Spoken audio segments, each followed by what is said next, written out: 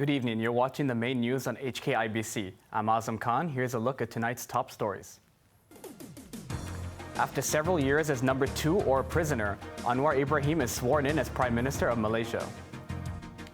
Locally, urban taxis join a growing queue to raise fares. And the High Court rejects a call for a coroner's inquest on the Lamma ferry tragedy.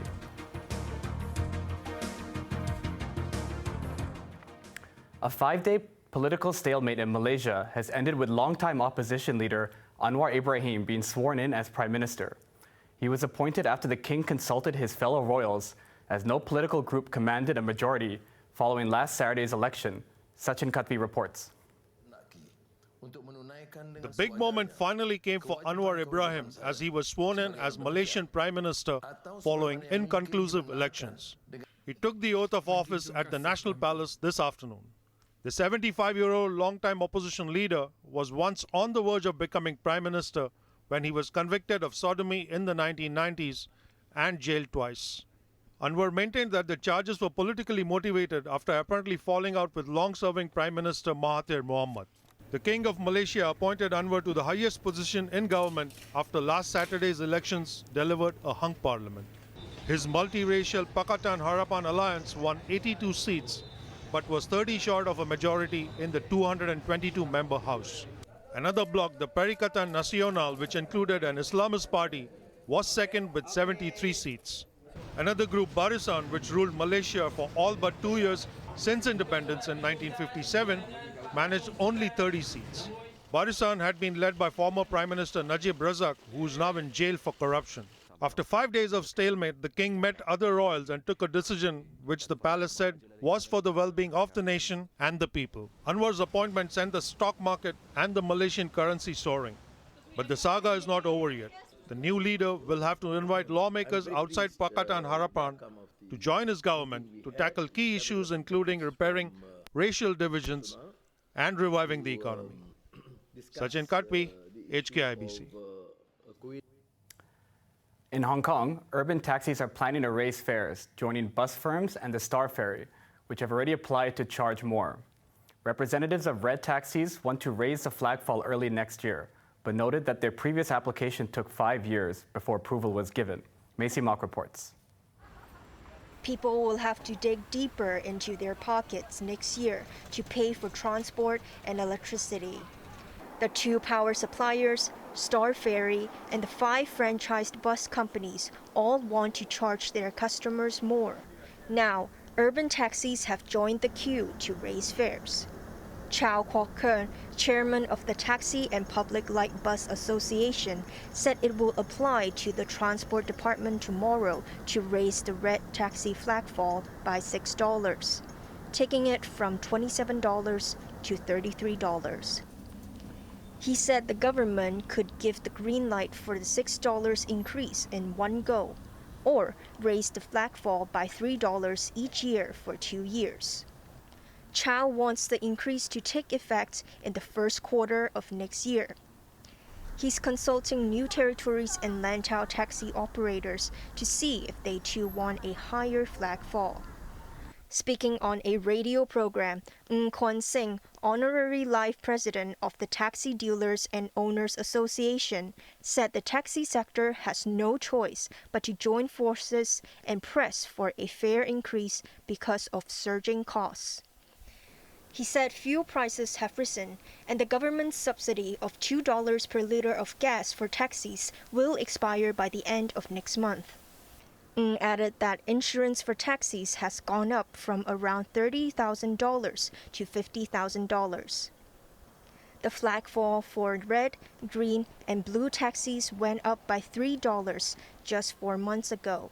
But Ng said it was not enough, as the increase was half of what the trade had proposed. He said it took the authorities 5 years to approve the previous application, adding that the new bid could take 2 to 3 years to process. Maisie Mock, HKIBC.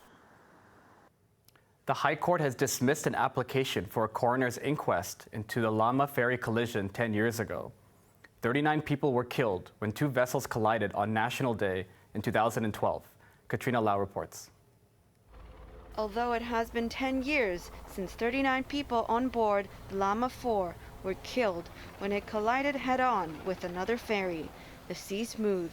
Families of the victims believe there are still missing pieces in the tragedy. In June, 3 relatives of the deceased called for a coroner's inquest. They submitted an application co-signed by 2 survivors and 23 family members of those who died in the crash of Yongshu 1 on Lamma on National Day 2012. But this afternoon, the High Court rejected their request for an inquest. The applicants claimed that the Lamma 4's hatch combing was below standard and was not equipped with watertight bulkhead doors. As a result, they said, the ferry sank almost immediately. In December last year, the coroner said an independent investigation and police reports had already served the purpose of an inquest.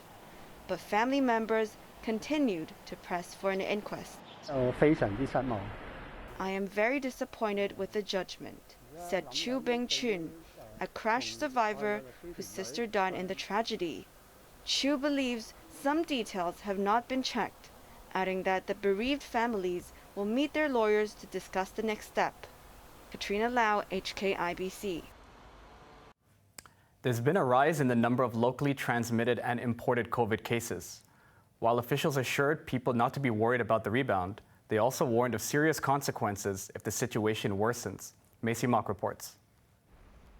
Health officials have urged the public to stay alert following a rise in the number of COVID infections and virus-related deaths. New cases surged to 9,219 from 7,985 yesterday. There were 719 new imported cases and 13 COVID-related deaths. Health officials said average infections per day jumped by almost a quarter from 6,300 last week to 7,900 this week. This may be due to a number of factors, such as increasing in the local social activities, increasing in the number of imported travelers, resulting in increasing number of imported cases, and also there may be some waning immunity among especially those residential care home elderlies. Chuang said the number of elderly residents of care homes being reinfected has risen because their immunity had weakened. If the situation turned very, very bad, like, the whole medical system is collapsed, patient with COVID or no COVID, they cannot access any medical services. At that juncture, of course, we need to tighten the social distancing measures. Yet, this is the last things we would like to do. So that's why we would like to withhold the relaxation at the current moment. Lee urged people to wash their hands frequently, wear masks, and get tested. She also hopes that bivalent vaccines, which will arrive in the next few days, will be made available as a 4th jab early next month. Maisie Mock, HKIBC. The mainland has recorded the highest number of daily COVID infections since the start of the pandemic, with 31,444 cases.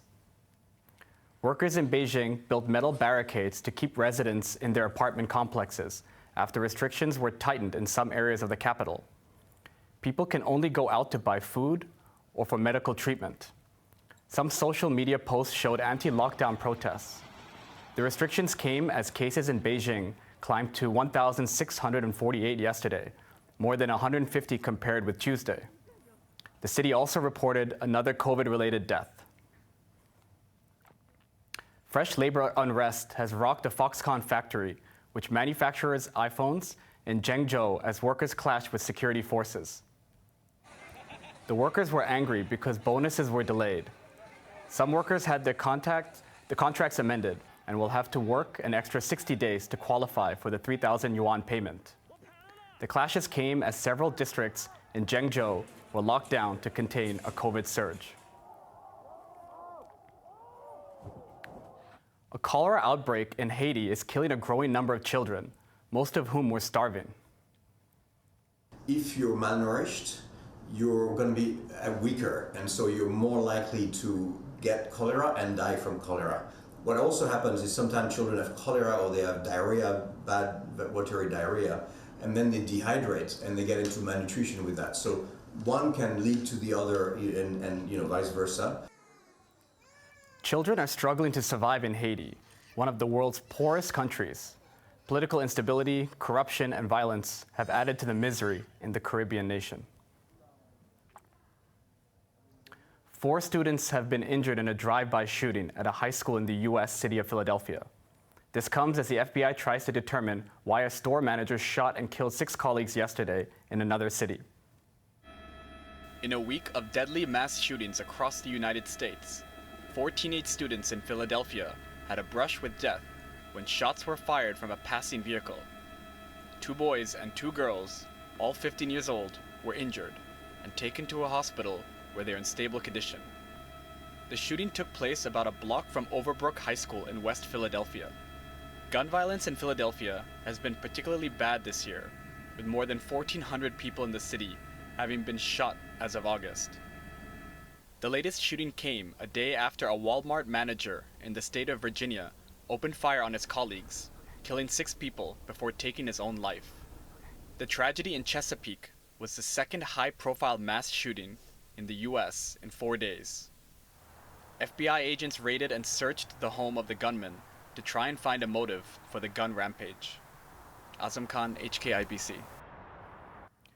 Western members of the United Nations Security Council have demanded that Moscow stop attacking power stations in Ukraine. Damage to energy infrastructure brings great humanitarian harm and will certainly cause illness and death during the cold winter. The attack serves no military purpose. The aim seems to be to terrorize the population. Addressing the council via video link, Ukrainian President Volodymyr Zelensky urged the UN to take action to stop Russian airstrikes. In response, Russian Ambassador Vasily Nebenzia argued that Western military aid to Ukraine is prolonging the conflict. He added that Moscow only targeted infrastructure used for military purposes.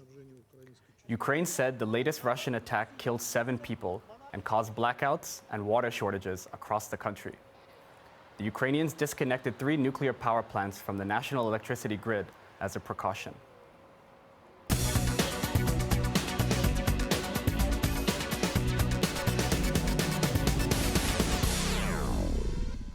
Financial Secretary Paul Chan says the government has received a number of inquiries into the $30 billion co-investment fund.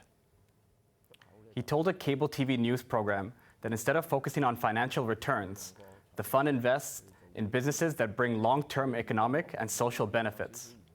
Chan said it's not ideal to set strict targets because some industries have longer production cycles. Turning to virtual currencies, he said Hong Kong should continue to explore the sector despite the recent collapse of the FTX crypto exchange. But he stressed the need for a sounder regulatory system. Now let's take a look at the markets. The Hang Seng Index closed up 137 points. Top 10 active stocks, Tracker Fund closed up 16 cents. Country Garden closed up 48 cents. Alibaba closed up $1. JD.com closed down $4.20. The Forex trading against the Hong Kong dollar, the euro is at 8.12, and the Canadian dollar is at 5.85. Over in Europe, the London FTSE is up 7 points. On to the weather now. Mainly cloudy with some rain tomorrow. Temperatures will range between 22 and 25 degrees. Slightly warmer over the weekend. Now let's take a look at the weather around the world.